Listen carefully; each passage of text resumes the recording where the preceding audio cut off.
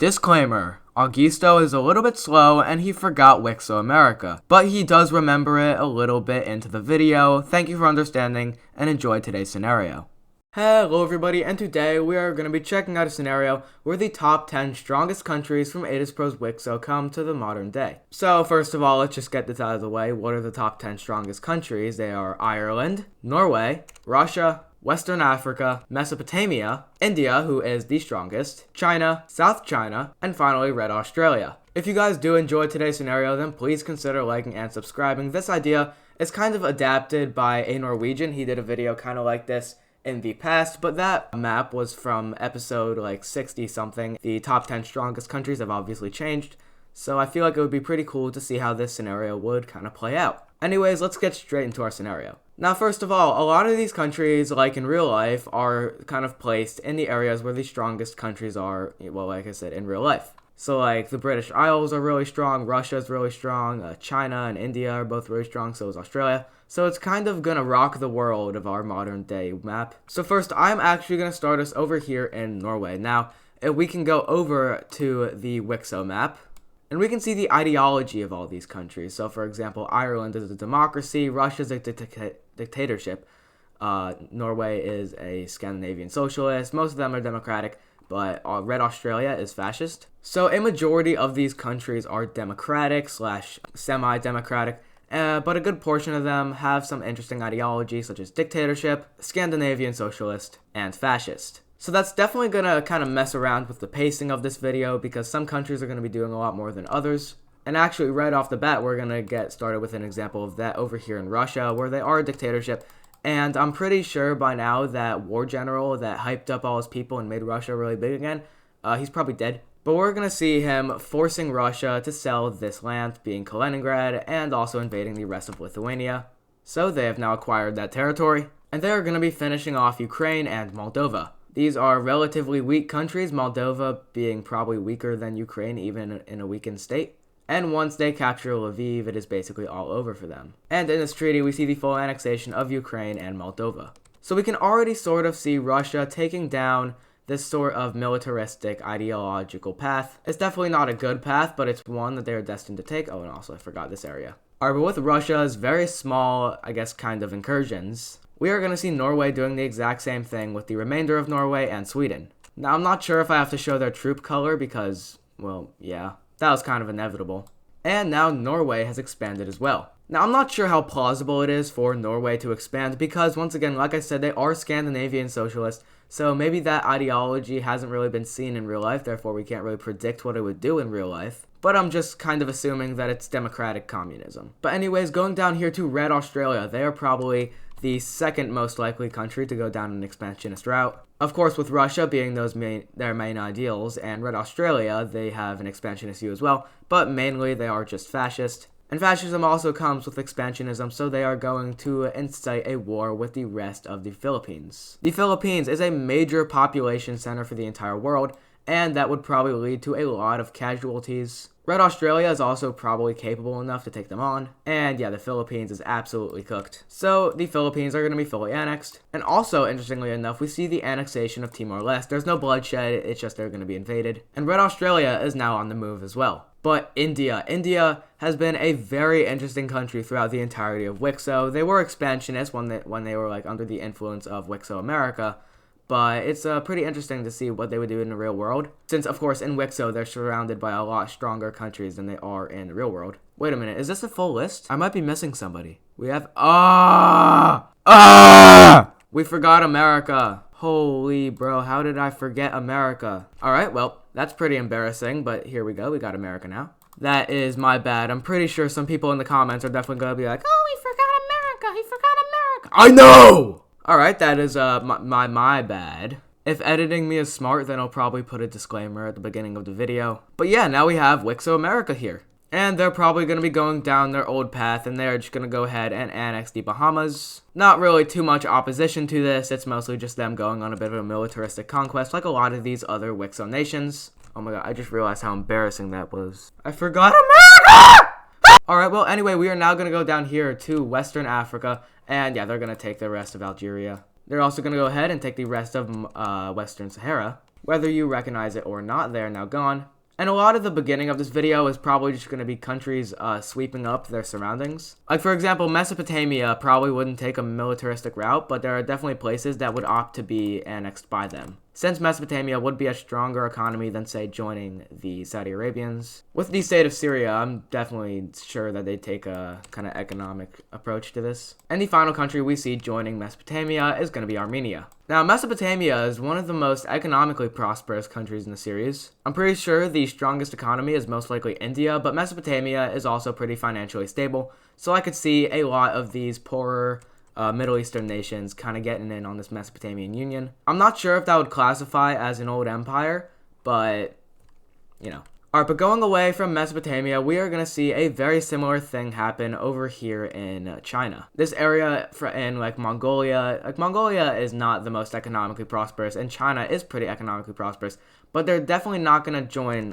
this China, because this China is communist. So they are going to join WICSO China. And in South China, we're going to see a very similar situation. It's western part of Laos is going to opt to join the South Chinese areas. Once again, like I said, this is most likely because they wouldn't be economically sound. But now we're going to be going back over here to Red Australia. And I think it's time they do what they've always wanted to do. The Unitarians in WICSO are over here in Indonesia, and that's why Red Australia can't go there.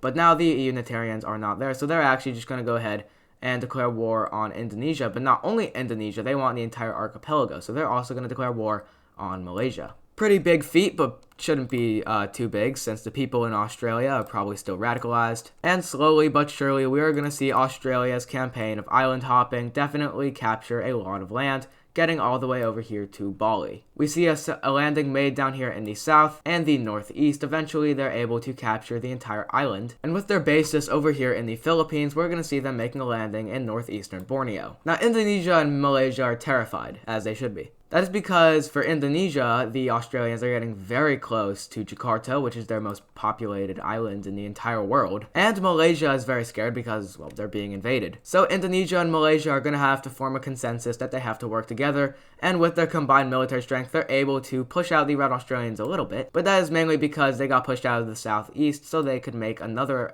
counteroffensive here in the northwest. And yeah, that goes very successfully, since Malaysia is now being pummeled, and Brunei, who I didn't even include, is now dead. And I'm not really sure what you would do about this, because a couple Southeast Asian nations probably would not get involved in this. Oh, I stand corrected. So we see Southeast Asia now joining on the side of Indonesia, but we are going to see South China getting involved here. Yep. That makes sense. Red Australia probably would have a very tough time fighting up against the entirety of Southeast Asia, but with South China now being able to be in the war since the front line is on their border, they can now help out Red Australia and possibly gain an alliance. And yeah, they're going to be kind of carrying over here in the north. Meanwhile, Australia's island hopping is going to continue to see success as they make a landing here in the east and the southeast.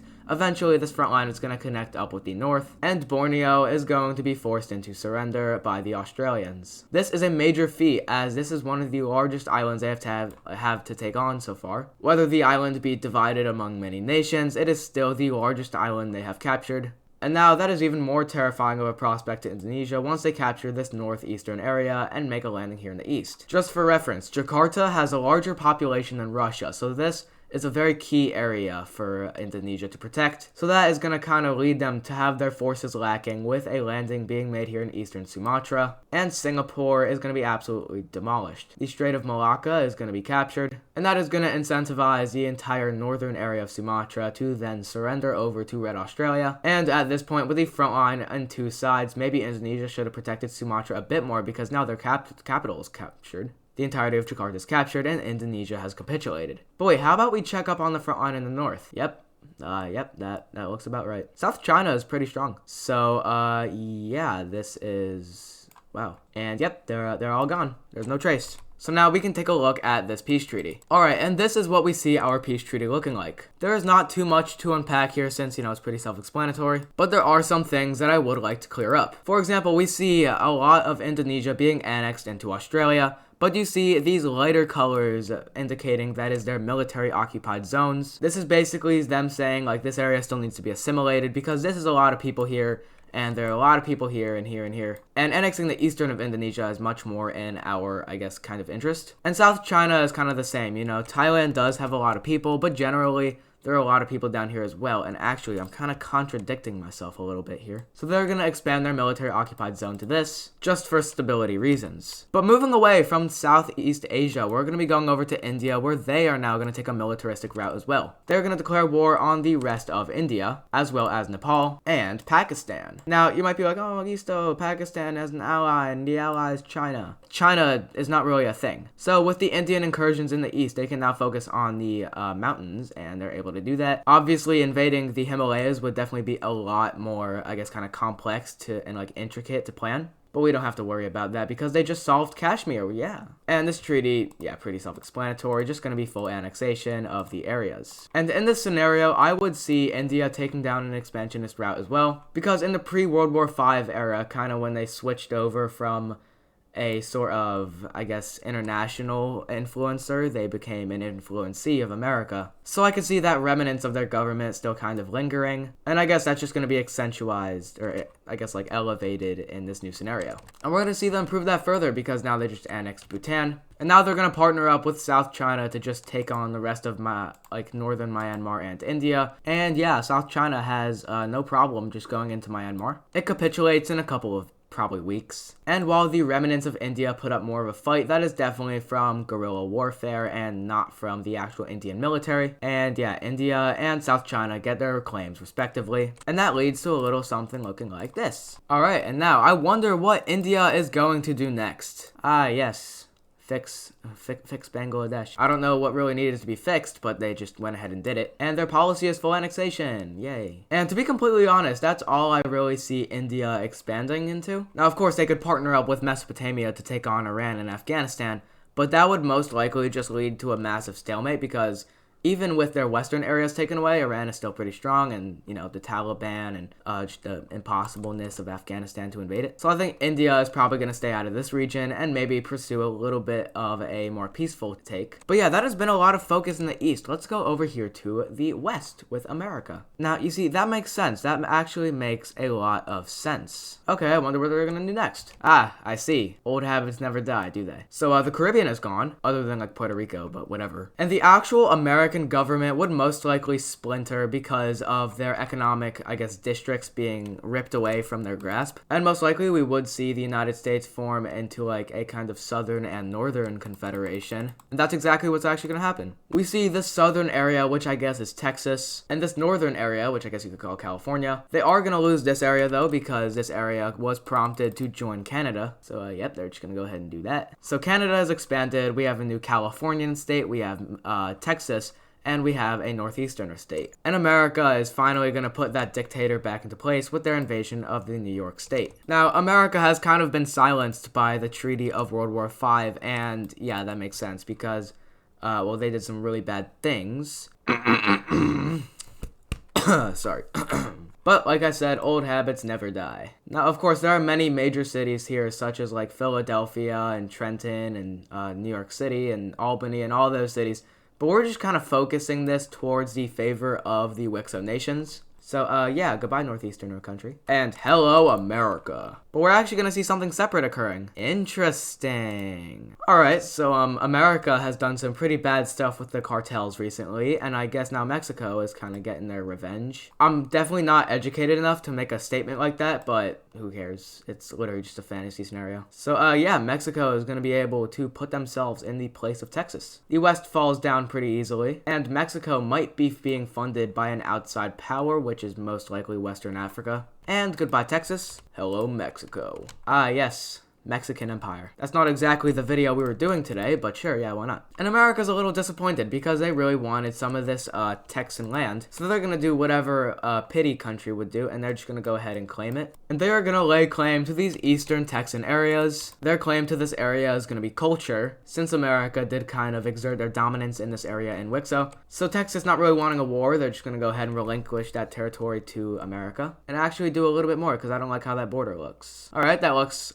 semi okay. And yeah, I'm not really sure what the WICSO nations of the world would do now. We would definitely most likely see a Russian invasion of like Finland and the Kola Peninsula, and that's actually what we see happening. So screw what I said earlier, they're definitely going to be doing stuff. Russia is going to invade the south of Finland, and Norway is actually going to get involved as well, with their troops now moving in from the north. And they're even able to navally bombard Finland, making a very small ambiguous invasion, and linking this up with another offensive that they were orchestrating here to make this very precarious looking front line.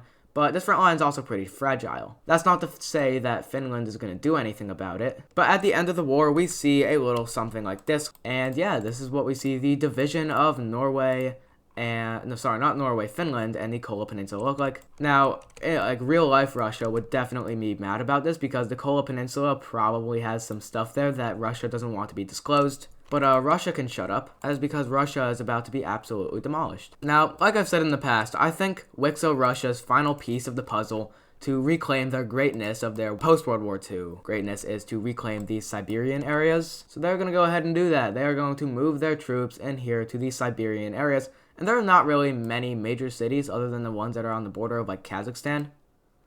So that is where the primary offensive is going to occur, while we also see a very small group going ahead and kind of just taking on all of this, and that shouldn't be too hard. I imagine the main forces of Russia are probably over here in the east, and yeah, this is not going to go too well for real-life Russia, because WICSO Russia at this moment is most likely stronger than them, and yeah, so Russia, you're going to surrender? No, really? Wow. How about now? You're getting beat back pretty bad. Wow, really? No surrendering. Jeez. Okay, yeah, now that makes sense. But we see WICSO Russia expanding massively. They would also probably take Caucasia. And yeah, there's not much explanation I would need to do here. It's just more of the same stuff I've been spouting for the last 18 minutes. Just strong country against weak country. Strong country win. They get territory. But yeah, WICSO Russia is looking as big as ever and very terrifying. But now we're going to be going here to Western Africa, and this is the point where I think this video is going to go on forever. We see them taking on a very expansionist route, such as kind of like Australia, but a little bit more intense, as they are going to be attempting to finish off Tunisia, Algeria, and Mauritania. Now, in hindsight, this shouldn't be too much of a task for them. In general, most of the areas in Algeria are just desert, so the front line would most likely just look like this after a while. And Tunisia, they're semi-strong, probably stronger than the remnants of Algeria, but yeah, that doesn't mean that West Africa isn't coming for you. And yeah, Mauritania is kind of the final standing point for West Africa to kind of prove themselves. And yeah, Mauritania, not surprisingly, they get absolutely demolished. And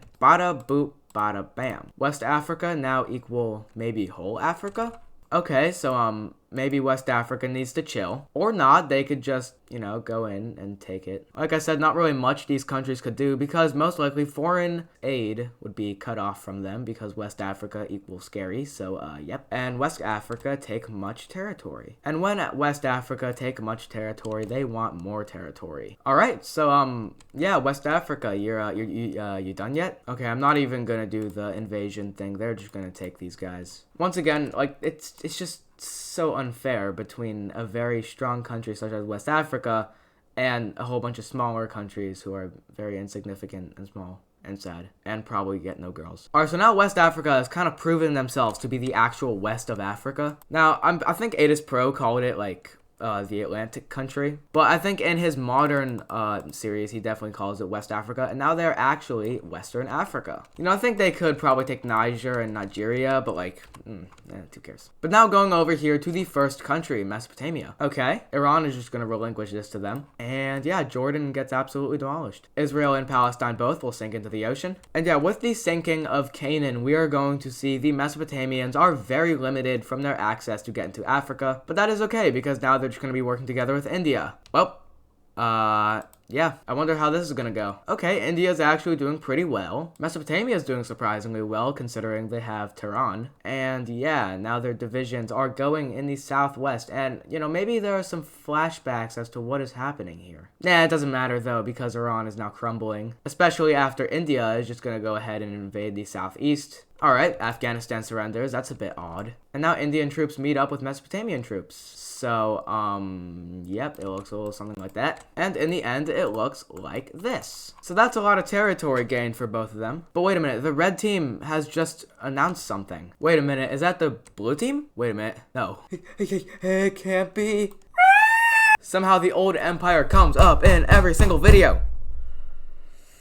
Alright, well now we have the old empire here. And the old empire in general in history was pretty militaristic, so they're just gonna go ahead and invade Turkey. And yeah, that goes about as well as for them as you think it would. Don't know if that sentence made sense, but I'm tired. So yeah, Turkey is just gonna go ahead and fold over to the old empire, with them now being forced to relocate their capital to Istanbul from Ankara, but Ankara is now under Mesopotamian control.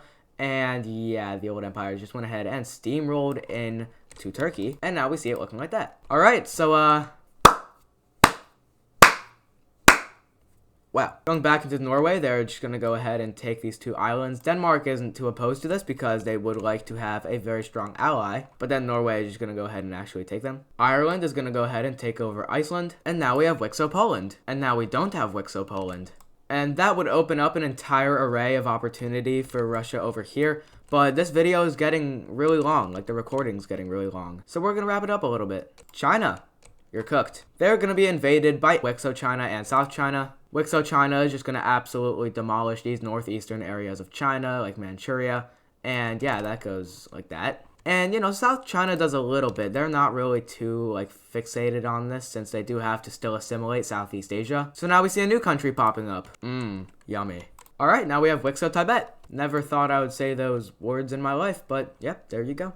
Alright, and, yeah, that is going to conclude today's video. If you guys did enjoy today's video, then please consider liking and subscribing. I think the video got a little bit more, like, jokey at the end. Once again, if you guys do enjoy the scenario, then please consider liking and subscribing. We are aiming for 500 subscribers by the end of the year, but if I actually check my current sub count, we are at 421. So, actually, I think I'm going to raise up the ante to 1,000 subscribers by the end of the year. So, yep, that's our new goal. We are going to try and hit 1,000 subscribers by the end of the year. I really actually do think we can do it. But, yep, that's all I have for you. See you in tomorrow's video. Bye-bye.